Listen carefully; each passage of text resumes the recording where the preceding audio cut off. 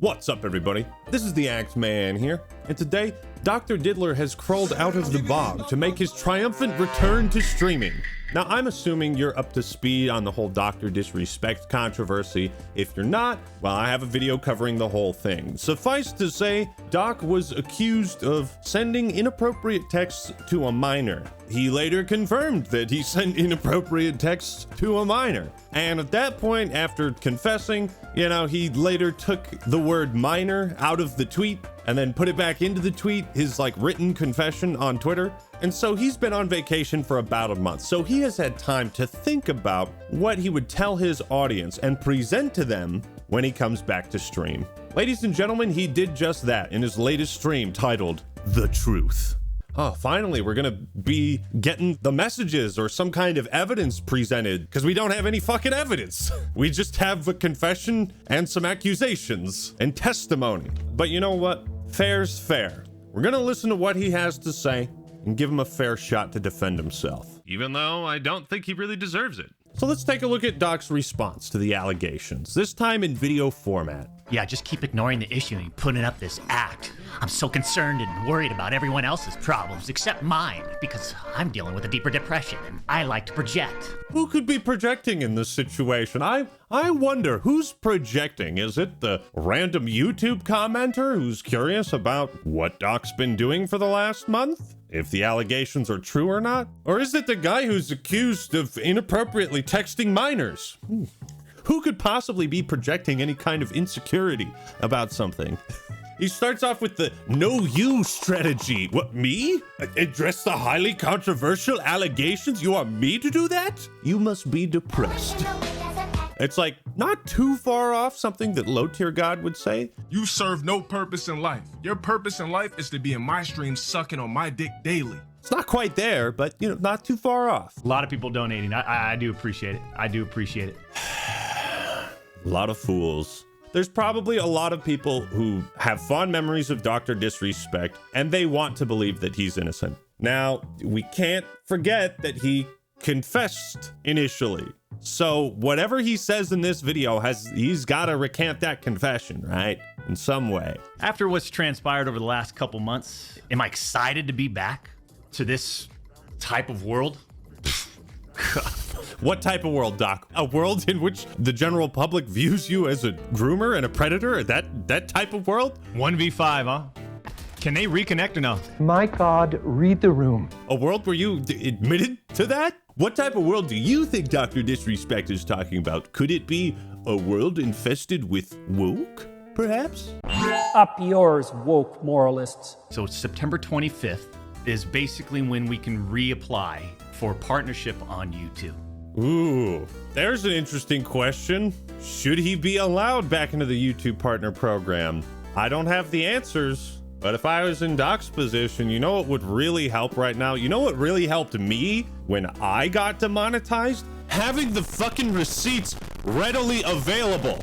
When YouTube came at me on Twitter and said, the reason that you were demonetized, I'm paraphrasing, the reason you were demonetized is you made direct or serious threats against YouTube staff. I quickly posted the things they were talking about, and everybody saw it. 99.9% of people saw that and yeah, he's clearly joking. Ackman is joking. This, he clearly doesn't mean it. If you're in this position, Doc, why haven't you done that? Why didn't you do that? Because maybe there's some truth to the allegations that he can't just outright disprove them. So in the meantime, we'll do what we need to do.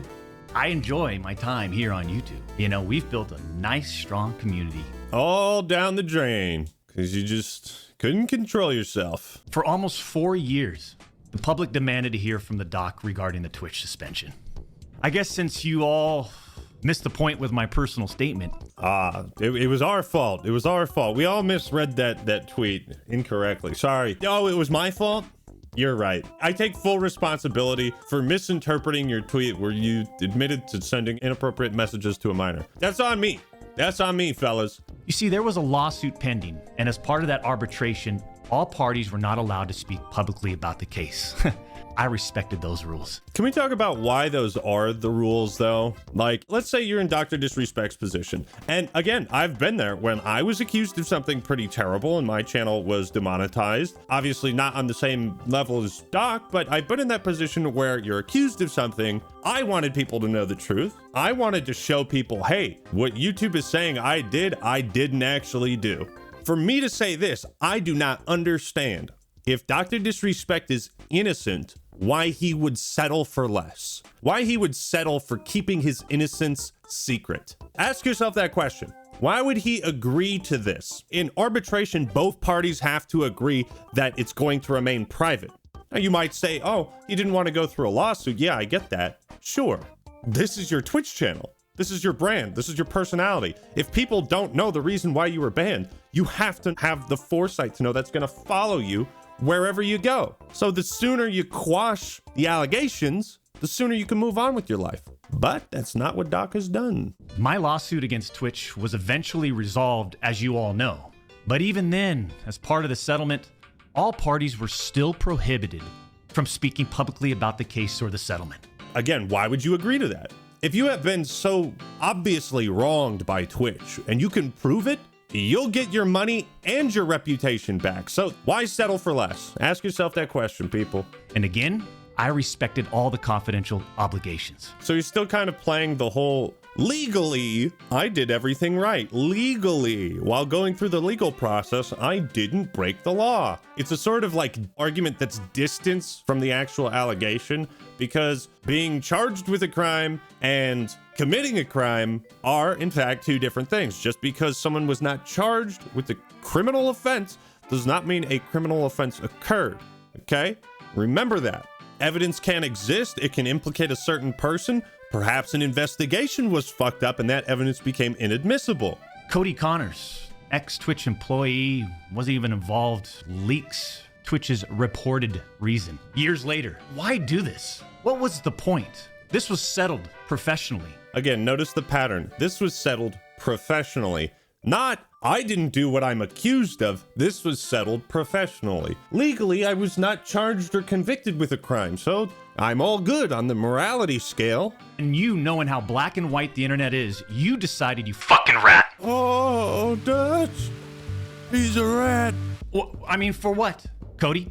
Why? Well, if you remember in his tweet, he said, fuck him and his boys. At the time, Nick Merckx was involved in a little controversy of his own. What do you think that part fuck him and his boys meant? Clearly, he had some beef with what Nick Merckx was saying at the time. Did you not know the repercussions from spewing lies about the two-time? Hell no, man. What the? Bro, take off the fucking wig and address this like a man, if you really are one. Holy shit. I'm not a psychologist, but I imagine that experience of him coming out of character, breaking character, and saying, I cheated on my wife on a live stream in front of his audience, that experience has followed him ever since. That has been very traumatizing for him and his career, I imagine. But I think maybe this Dr. Disrespect character is a way to try and distance himself from the allegations and from his past, as opposed to taking the fucking wig off and not being a cartoon character when you're addressing such serious things.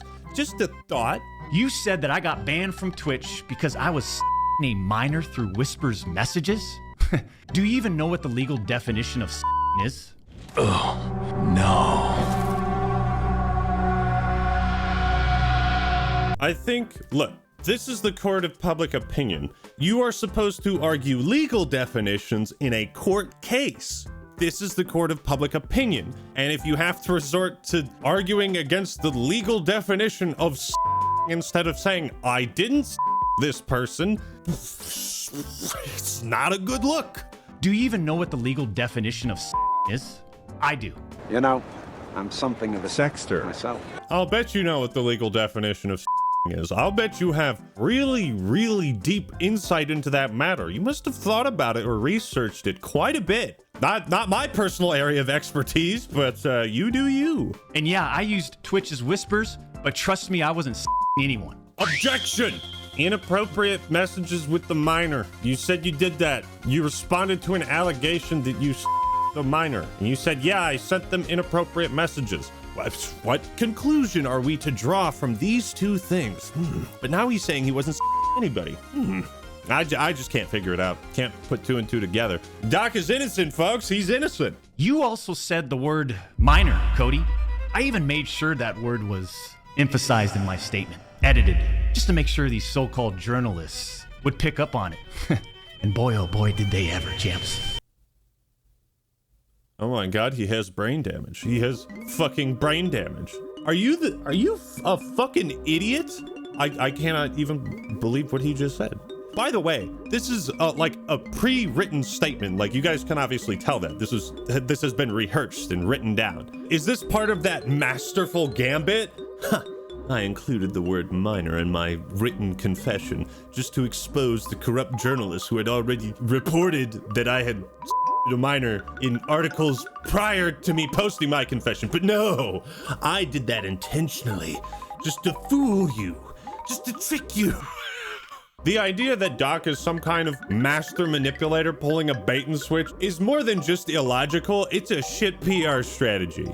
And in my opinion, good old Occam's razor, the simplest answer is usually the correct one. Doc posted that initial confession tweet, realized he fucked up, tried to edit the word minor out, realized he fucked up again, put it back in, and this is all just damage control. You can't reverse that, dude. You played your hand and you were bluffing, okay? You lost the poker game. When you and all these so-called journalists, Cody, fired off your tweets, did any of you consider that the Twitch user may have been over the legal age of consent at the time of the messages? Oh my God.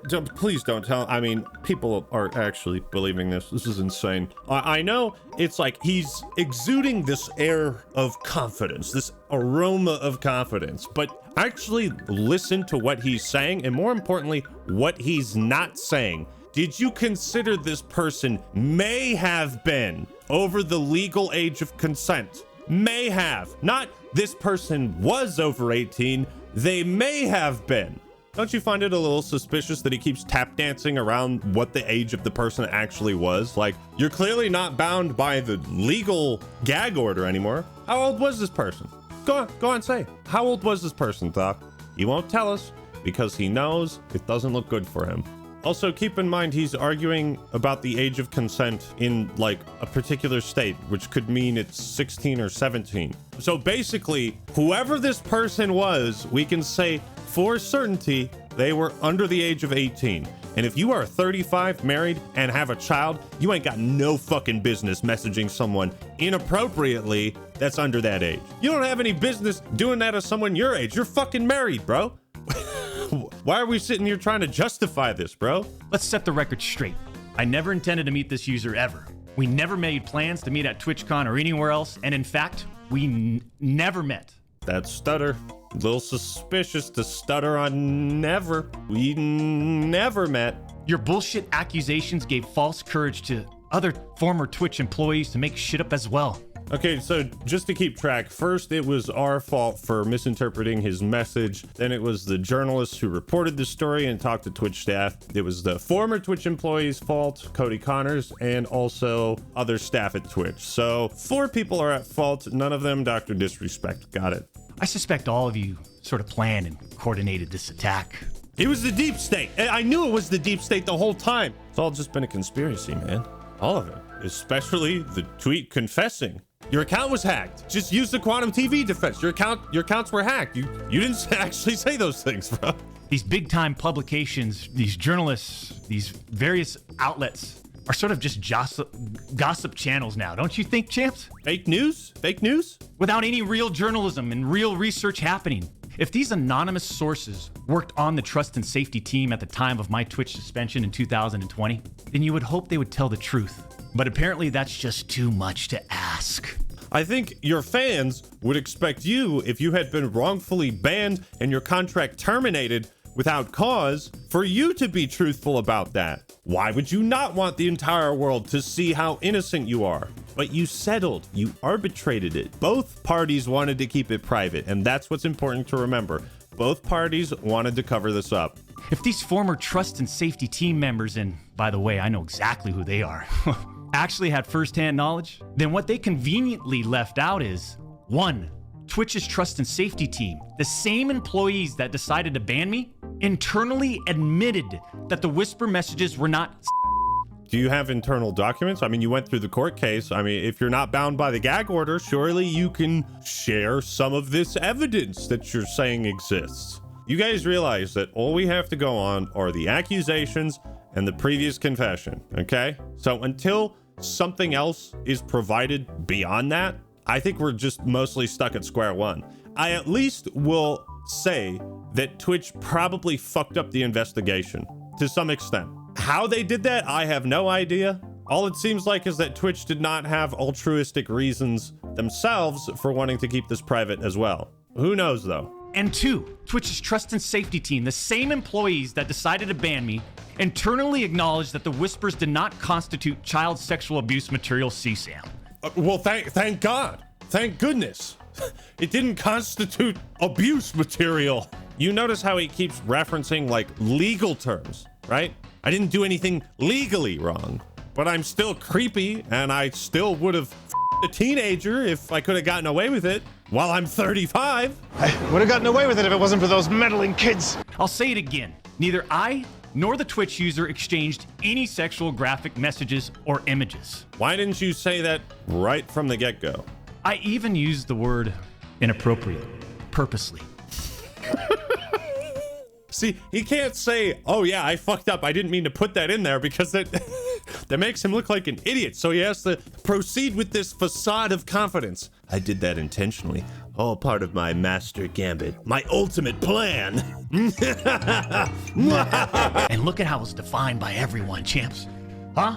Including these defaming articles. Then sue for defamation. If they're wrong, sue for defamation. Fucking do it. Do it. This is your entire reputation. You got banned from Twitch. You're not monetized on YouTube. This is having a serious effect on your career, your ability to make money, and your public image. Sue for defamation. Take him to court. Clean him out. But he won't, will he? I'm sorry, but mutual bantering with inappropriate jokes taken out of context. Hold on.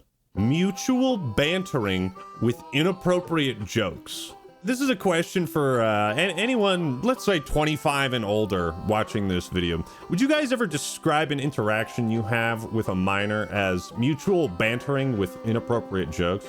Have you ever used those 5 words in order to describe any conversation you've ever had with another real human being? Didn't think so. Didn't think so. How would each of you look if all of your private DMs, your text messages, your chats were looked at, dissected, and taken out of context by someone who's deliberately trying to find something inappropriate in those words? So I will admit it's entirely possible that there was some greater conspiracy at Twitch to get rid of Doc, and he had messages that somebody saw and was like, oh, I could spin this a certain way. And that's exactly what they did. But if that's what they did, again, it falls back on why did you settle to keep all that private? Wouldn't you want the public to know that there was a conspiracy against you to get you off of Twitch and that you were wrongfully banned, your career and progress completely halted, and a stamp of shame forever labeled on you? Wouldn't you want to clear all that up if they were in the wrong? And this is not a situation where a victim publicly accuses someone of wrongdoing. That never happened here. Guys, the victim didn't come forward, so who knows if she even exists? Who knows how old this person might have been? I do. I know, but I'm not gonna tell you. We're talking about allegations that Twitch made against me as a half-baked reason for justifying their actions of suspending and shutting down my channel. Allegations that Twitch made without even a legal analysis of whether the whisper messages were legal! So does Twitch only ban people who commit crimes? Like a felony or misdemeanor? But it has to be legally defined as a crime. They should be able to be charged with a crime. That's the bar that Twitch has for permanently banning people? No.